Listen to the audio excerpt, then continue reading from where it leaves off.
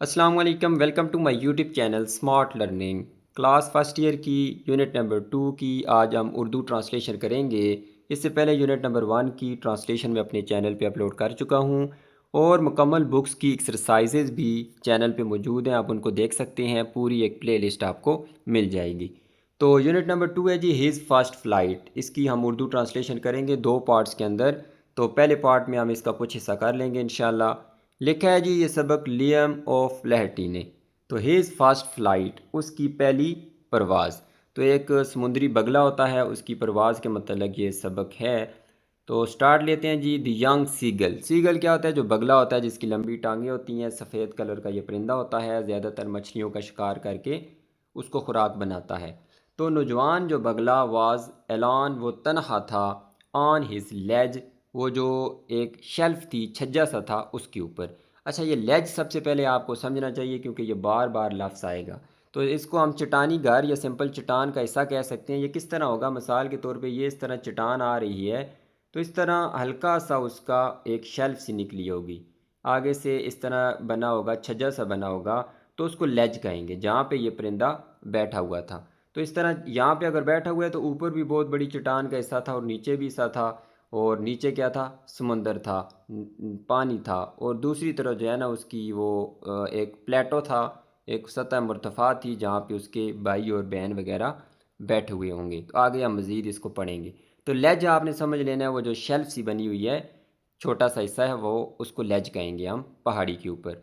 His, चट्टान के ऊपर। हिज टू ब्रदर्स, इसके दो भाई, एंड हिज सिस्टर, उसकी बहन। और चौथा ये था, had already phloem away the day before, वो पहले ही उड़ चुके थे एक दिन पहले। उसके जो दो भाई और बहन थे वो 2 दिन पहले ही उड़ चुके थे। He had been afraid to fly with them, वो जो है डरता था उनके साथ उड़ने के लिए। तो वो जाहिर सी बात है, उनके वालदैन इनको उड़ना सिखा रहे थे। वो तीनों उड़ चुके थे और ये डरता था उनके साथ उड़ने में। सम हाउ ताहम when he had taken a little run, जैसे ही उसने थोड़ी सी दौड़ ली, मतलब आगे फॉरवर्ड, आगे की तरफ दौड़ा, to the brink of the ledge, मतलब वो ये इस तरह छज्जा था तो उसकी तरफ दौड़ा और आगे किनारे के ऊपर जैसे ही पहुंचा, तो ब्रिंक कहते हैं किनारा, दहाना। तो किनारे की तरफ जैसे ही वो आगे थोड़ा सा दौड़ा, एंड अटेम्प्टेड, और कोशिश की, टू फ्लैप, फ्लैप कहते हैं फड़फड़ाना, जिस तरह परिंदे पर मारते हैं। तो फ्लैप हिज विंग्स, अपने परों को जब उसने फड़फड़ाने की कोशिश की, ही बिकेम अफ्रेड, तो वो खौफजदा हो गया। द ग्रेट एक्सपेंस ऑफ सी, जो एक बड़ा जो है फैला हुआ समुंदर था, वसी समुंदर था, क्योंकि जाहिर सी बात है नीचे समुंदर उसको नज़र आ रहा था उस पहाड़ी के नीचे। स्ट्रेच डाउन बिनेथ, उसके नीचे फैला हुआ था, तो उससे उसको मज़ीद डर लग रहा था। And it was such a long way down, और वो बहुत ही ज़्यादा नीचे गहराई में था। तो अगर इस तरह मिसाल के तौर पे ये बैठा हुआ है तो इस तरह गहराई नीचे थी पहाड़ की, और उसके नीचे बहुत ही वसी एक समुंदर फैला हुआ था। माइल्स डाउन, मीलों नीचे, मतलब कि पहाड़ी बहुत ज़्यादा ऊंची थी। ही फेल्ट सर्टन, उसे यकीन हो गया, ये यकीन था, that his wings would never support him, उसे यकीन था कि उसके जो पर हैं वो उसका साथ नहीं देंगे। मतलब जब वो उड़ने की कोशिश करेगा तो उसके पर फड़फड़ाने नहीं होंगे और वो उड़ नहीं सकेगा जब पर फड़फड़ाएंगे नहीं, और वो गिर जाएगा। उसे ये जहन में उसके बाद बैठी हुई थी। सो ही बेंट हिज हेड, इसलिए उसने मोड़ा। बेंड, मोड़ने को कहते हैं बेंट, मुड़ना, और बेंट उसकी सेकंड फॉर्म है। तो अपने सर को मोड़ा पीछे की तरफ, एंड रैन अवे बैक, और पीछे मुड़ आया। तो पहले उसके किनारे की तरफ गया लेज के, लेकिन जब वो नीचे देखा उसने डर लगा तो वहाँ से वो पीछे को मुड़ आया। टू द लिटिल होल, जो छोटा सा सुराख था, अंडर द लेज, उस लेज के नीचे। Where he slept at night, जहाँ पे वो रात को सोया था। एवन वैन, हता के, each of his brothers, each of his brothers, each यहाँ पे एक डिस्ट्रीब्यूटिव प्रोनाउन है। आपने ये याद रखना है, ये इस तरह का स्ट्रक्चर होता है जो एसएसटी जनरल की तैयारी कर रहे हैं कि ईच, एवरी, नन, एनी, इस तरह के जब अल्फाज आए उसके बाद ऑफ आए, और उसके बाद आपने हमेशा प्लूरल वर्ड इस्तेमाल करना है। तो यहाँ पे ब्रदर्स आया है, ईच ऑफ के ऑफ हिज या जो भी होगा, ब्रदर कभी भी नहीं होगा, यहाँ पे हमेशा प्लूरल फॉर्म आएगी। और अगर इसके साथ कोई वर्ब आना चाहे, ईच ऑफ हिज ब्रदर के बाद अगर कोई वर्ब आएगा तो वो हमेशा सिंगुलर होगा, ये आपने जहन में रखना है। और ये ईच, एनी, नेदर, ये इस तरह का जब भी स्ट्रक्चर होगा तो इनको हम कहेंगे distributive pronoun. Each of his brothers, उसके जो दोनों भाई हैं, एंड हिज लिटिल सिस्टर, और उसकी छोटी बहन, हुज विंग्स, जिनके पर, वर फार शार्टर देन हिज ओन, जिनके पर इससे कई ज़्यादा छोटे थे, क्योंकि ये सबसे बड़ा था, वो उसके छोटे थे, तो उनके पर इससे कई ज़्यादा छोटे थे। Ran to the brink, brink की तरफ दौड़े, उस किनारे की तरफ दौड़े। फ्लैप्ड देयर विंग्स, ये उन भाइयों के लिए इस्तेमाल हो रहा है, इस वजह से ये प्लूरल प्रोनाउन इस्तेमाल हो रहा है। फ्लैप देयर विंग्स, अपने परों को फड़फड़ाया। एंड फ्लू अवे, और उड़ गए। ही फेल टू मस्टर अप करेज, वो नाकाम हुआ पैदा करने में करेज, हौसला। मस्टर अप कहते हैं पैदा करना, अपने अंदर लाना। क्या लाना? हौसला लाने में नाकाम हुआ। टू टेक दैट प्लंज, उस छलांग को लगाने में। प्लंज कहते हैं छलांग। ज़ाहिर सी बात है, अगर इसके अंदर हौसला होता तो इसके पर भी बड़े थे, तो ये भी छलांग लगाने में कामयाब होता, लेकिन वो हौसला पैदा करने में, छलांग लगाने में नाकाम हुआ। Which appear to him so desperate, जो उसे बहुत ही ज़्यादा मुश्किल नज़र आती थी। हिज फादर एंड मदर, उसके बाप और माँ, had come around calling to him shrilly, वो उसके इर्द गिर्द आते थे और उसे कहते थे तेज़ आवाज़ में। अपरेडिंग हिम, उसे डांटते थे, बुरा भला कहते थे। Threatening to let him starve on his ledge, और धमकी देते थे कि उसे भूखा रखेंगे इस चट्टान के ऊपर ही। तो मतलब उसको ज़ाहिर सी बात है डरा धमका के वो चाहते थे कि वो डर की वजह से क्या करे, उड़ना स्टार्ट कर दे। तो उन्होंने धमकी भी दी कि तुम्हें भूखा रखेंगे, अनलेस ही फ्लू अवे, जब तक वो नहीं उड़ता। But for the life of him, तो ये भी एक ईडियम है, for the life of him. तो इसका मतलब है कि लाख कोशिश के बावजूद, बहुत ज़्यादा ट्राई या हिम्मत करने के बावजूद, कोशिश करने के बावजूद, ही कुड नाट मूव, वो उड़ नहीं सकता था, क्योंकि उसके दिल के अंदर वो डर बैठा हुआ था। और अपनी ज़िंदगी को बचाने के लिए ज़ाहिर सी बात है उसने कोशिश तो करनी थी, लेकिन फिर भी वो उड़ नहीं सका। दैट वाज 24 आवर्स अगो, ये 24 घंटे पहले की बात थी। सिंस दैन, उसके बाद से अभी तक। Nobody had come near him, कोई भी उसके करीब नहीं आया। मतलब 24 घंटे गुजर चुके थे जब से उसको उन्होंने इसी तरह छोड़ा हुआ था, बाकी से दूर थे। द डे बिफोर, एक दिन पहले। ऑल डे लॉन्ग, सारा दिन, मतलब एक दिन पहले वो सारा दिन। ही हैड वॉच्ड, उसने देखा। हिज पेरेंट्स, उस अपने जो है ना वालदैन को। Flying about with his brothers and sister, उसके भाइयों और बहन के साथ उड़ते हुए। परफेक्टिंग दैम, और माहिर बनाते हुए। दैम किसके लिए इस्तेमाल हुआ? उसके दो भाई और बहन, तीनों के लिए दैम इस्तेमाल हुआ है। तो उनके वालदैन उनको माहिर बना रहे थे in the art of flight, जो परवाज़ की का हुनर होता है उसके अंदर, कि किस तरह बेहतर से बेहतर फ़्लाइट कर सकती हो। फ़्लाइट मतलब उड़ान। नेक्स्ट है जी टीचिंग दैम, उन्हें सिखाते हुए, उन्हें सिखा रहे थे वालदैन। हाउ टू स्किम, कैसे लहरों की सतह से गुजरना है। ज़ाहिर सी बात है, इस तरह लहरें होती हैं तो स्किमिंग करते हैं उसके ऊपर, बंदे भी करते हैं, गेम भी होती है, स्पोर्ट्स होती है। तो उनसे कैसे बचना है, अगर सीधे उड़ते जाएंगे तो आप इस लहर के अंदर आ जाएंगे, तो लहर से कैसे इस तरह ऊपर होके जाना है, बच के निकलना है, तो ये सिखा रहे थे। द वेव्स, लहरों को। And how to dive for fish, और कैसे जो है ना गोता लगाना है पानी के अंदर, अपनी कैसे चूंज लेके जानी है। जाहिर सी बात है पूरा तो नहीं अंदर जा सकती वो, ऊपर जब मछली नज़र आएगी तो कैसे आप लोगों ने किस वक्त गोता लगाना है, ये सिखा रही थी। नेक्स्ट है जी हमारे पास, he had in fact seen his older brother, उसने जो है दर हकीकत, इनफैक्ट दर हकीकत, हकीकत में देखा अपने ओल्डर ब्रदर, अपने बड़े भाई को। अच्छा, भाई उससे बड़ा है और सिस्टर उससे छोटी है जो फीमेल है। कैच हिज फर्स्ट हेरिंग, पकड़ते हुए पहली मछली। हेरिंग जो है एक मछली की किस्म है। एंड डिवोर इट, और उसे हड़प करते हुए, खा जाते हुए। तो उसने दर हकीकत में देखा अपने बड़े भाई को मछली पकड़ते हुए और उसे खाते हुए। स्टैंडिंग ऑन अ रॉक, उस चट्टान पे बैठे खड़े हुए। वो जाहिर सी बात है ऊपर ही खड़ा था तो नीचे सारा नज़ारा उसको नज़र आ रहा था।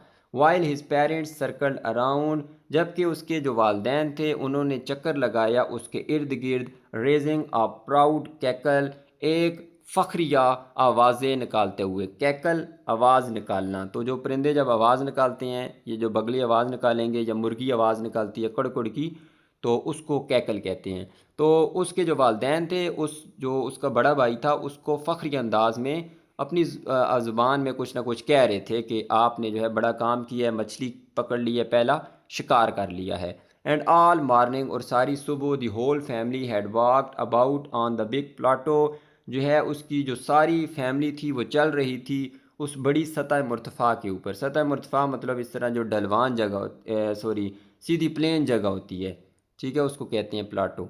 Mid way down the opposite Cliff, बिल्कुल जो सामने वाली वो पहाड़ी थी उसके दरमियान में। टांटिंग हिम फॉर हिज कवर्डिस, उसको ताने देते हुए उसकी बुजदिली के ऊपर। कवर्डिस एक एब्स्ट्रैक्ट नाउन है जिसका मतलब है बुजदिली। साथ साथ उसको ताने दे रहे थे कि तुम बुजदिल हो, उड़ नहीं सकते। तो ताने देने का मकसद ये था कि वो शर्म के मारे उड़ना स्टार्ट कर दे।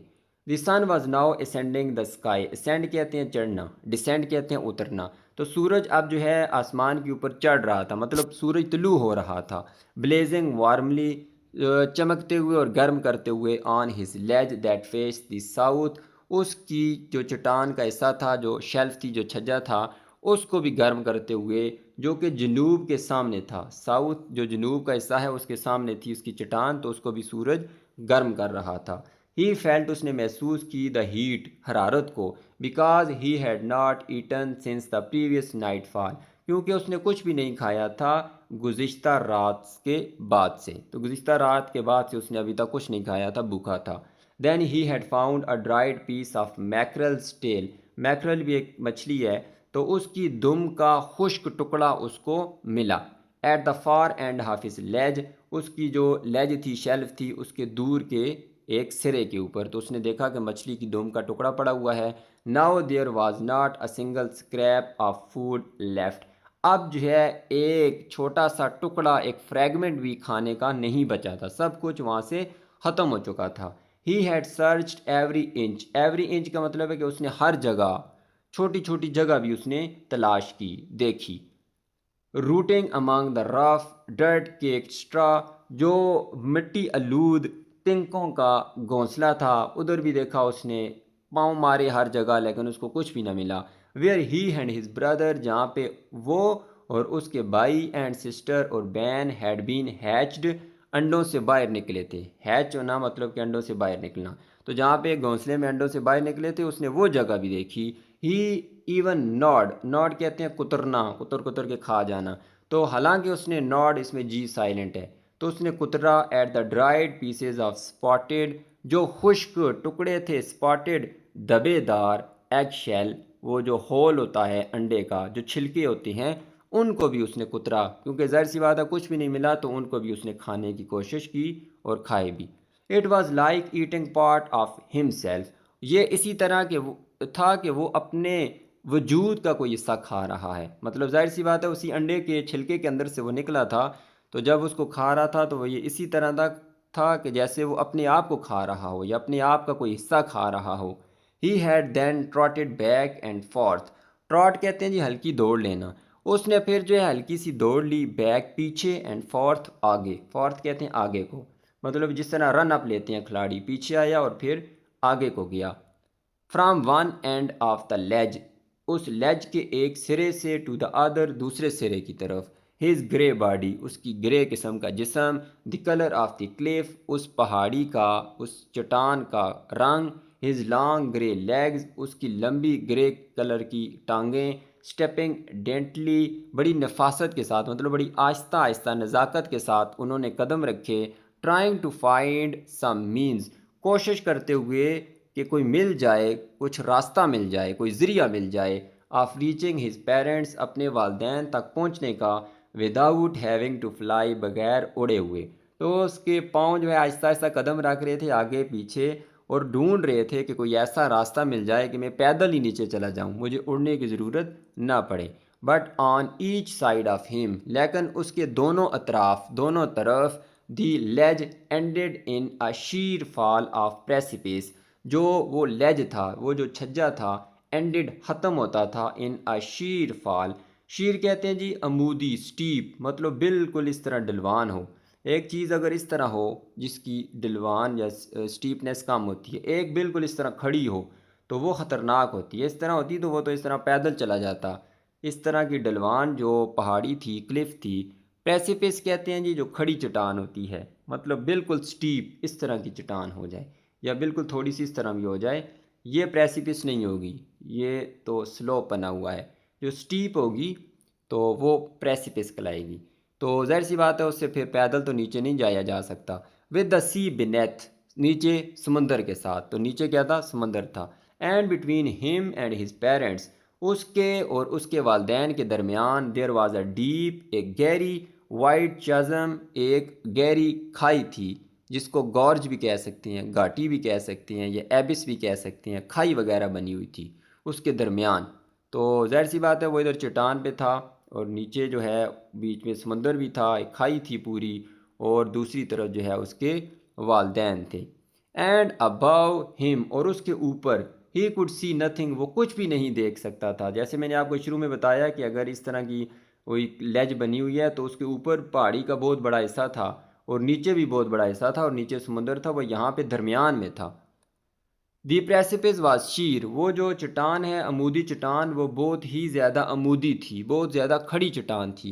And the top of it, और उसका जो ऊपर वाला सिरा था, वाज पर हैप्स, वो गालबन, farther away than the sea beneath them, beneath him, तो वो उतना ज़्यादा दूर था जितना कि समुंदर भी नहीं था। अगर यहाँ से ये 10 मीटर नीचे समुंदर है तो ऊपर वाला ऐसा 20 मीटर होगा, वो उससे भी ज़्यादा ऊंचा था। तो यहाँ आज की हम इस ट्रांसलेशन का एंड करेंगे। इसका ये फर्स्ट पार्ट है, इंशाल्लाह जो नेक्स्ट पार्ट है वो सेकंड पार्ट के अंदर हम मुकम्मल कर लेंगे। उम्मीद करता हूँ कि आपको काफ़ी कुछ इससे सीखने को मिला होगा। नेक्स्ट वीडियो के अंदर हम इसको मुकम्मल कर लेंगे। वीडियो अच्छी लगी है तो इसको लाइक कर दें, चैनल को सब्सक्राइब कर दें। अल्लाह हाफिज़।